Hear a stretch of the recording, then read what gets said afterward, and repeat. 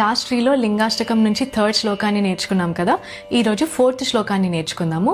నేను చెప్తాను, నా తర్వాత రిపీట్ చేయండి. కనక మహామణి భూషితలింగం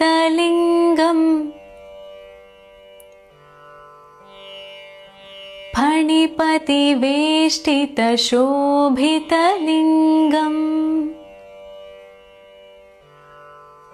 దక్షసుయజ్ఞ వినాశనలింగం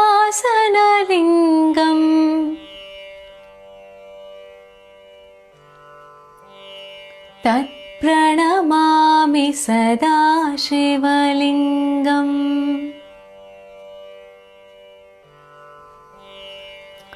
బంగారు మరియు విలువైన రత్నాలతో అలంకరించబడిన నాగరాజు చుట్టి ఉన్న దక్షుడు చేసిన యజ్ఞాన్ని నాశనం చేసిన సదాశివలింగాన్ని నేను ఎల్లప్పుడూ నమస్కరిస్తాను. నెక్స్ట్ శ్లోకాన్ని నేర్చుకుందాం. ఓం నమః శివాయ.